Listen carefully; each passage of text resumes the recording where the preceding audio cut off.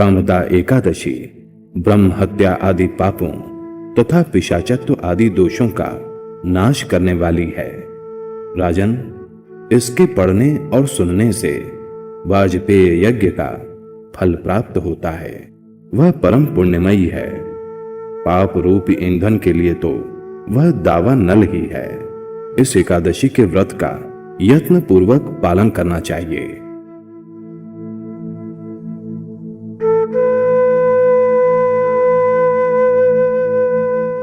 कामदा एकादशी।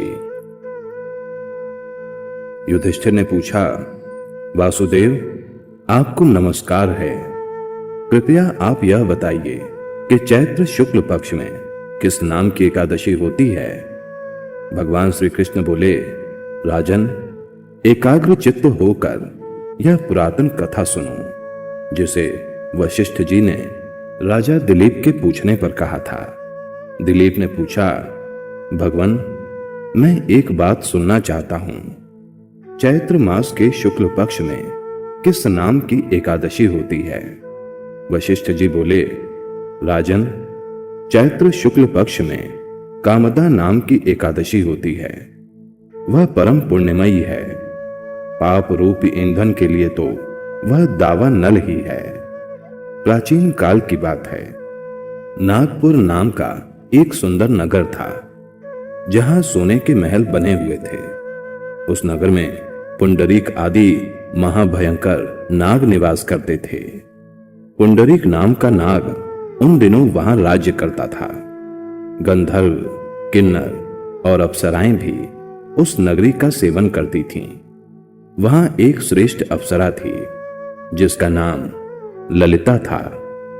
उसके साथ ललित नाम वाला गंधर्व भी था। वे दोनों पति पत्नी के रूप में वहां रहते थे। दोनों ही परस्पर काम से पीड़ित रहा करते थे। ललिता के हृदय में सदा पति की ही मूर्ति बसी रहती थी और ललित के हृदय में सुंदरी ललिता का नित्य निवास था। एक दिन की बात है।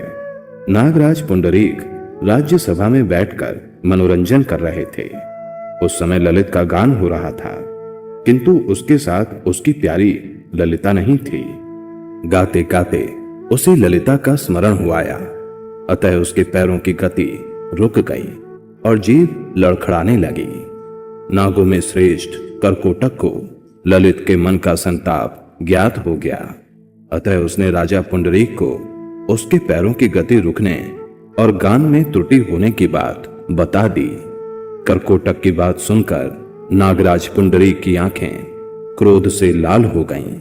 उसने गाते हुए कामातुर ललित को शाप दिया, दुर्बुद्धे, तू मेरे सामने गान करते समय भी पत्नी के वशीभूत हो गया, इसीलिए राक्षस हो जा। महाराज पुंडरीक के इतना कहते ही वह गंधर्व राक्षस हो गया। भयंकर मुख, विकराल आंखें और देखने मात्र से भय उपजाने वाला रूप, ऐसा राक्षस होकर वह कर्म का फल भोगने लगा।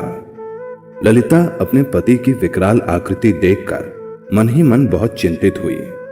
भारी दुख से वह कष्ट पाने लगी। सोचने लगी, क्या करूं, कहां जाऊं? मेरे पति पाप से कष्ट पा रहे हैं। वह रोती हुई घने जंगलों में पति के पीछे पीछे घूमने लगी।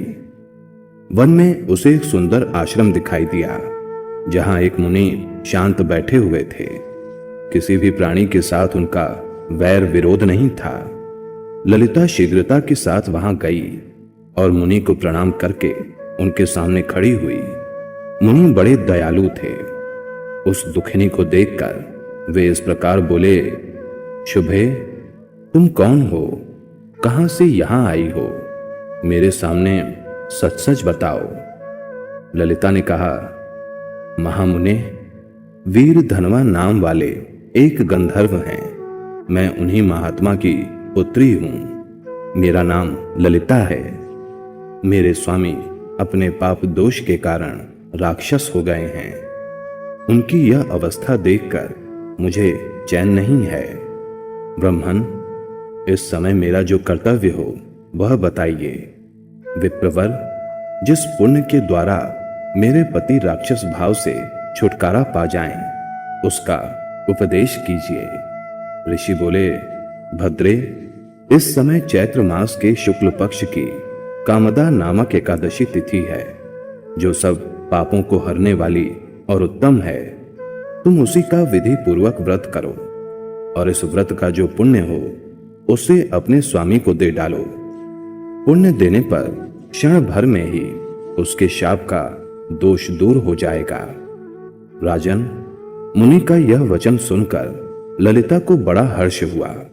उसने एकादशी का उपवास करके द्वादशी के दिन उन ब्रह्मर्षि के समीप ही भगवान वासुदेव के श्री विग्रह के समक्ष अपने पति के उद्धार के लिए यह वचन कहा कि मैंने जो यह कामदा एकादशी का उपवास व्रत किया है, उसके पुण्य के प्रभाव से मेरे पति का राक्षस भाव दूर हो जाए। वशिष्ठ जी कहते हैं कि ललिता के इतना कहते ही उसी क्षण ललित का पाप दूर हो गया। उसने दिव्य देह धारण कर लिया, राक्षस भाव चला गया और पुनः गंधर्वत्व की प्राप्ति हो गई। नृपश्रेष्ठ, वे दोनों पति पत्नी कामदा के प्रभाव से पहले की अपेक्षा भी अधिक सुंदर रूप धारण करके विमान पर आरूढ़ होकर अत्यंत शोभा पाने लगे। यह जानकर इस एकादशी के व्रत का यत्न पूर्वक पालन करना चाहिए। मैंने लोगों के हित के लिए तुम्हारे सामने इस व्रत का वर्णन किया है। कामदा एकादशी ब्रह्म हत्या आदि पापों तथा पिशाचत्व आदि दोषों का नाश करने वाली है। राजन, इसके पढ़ने और सुनने से वाजपेय यज्ञ का फल प्राप्त होता है।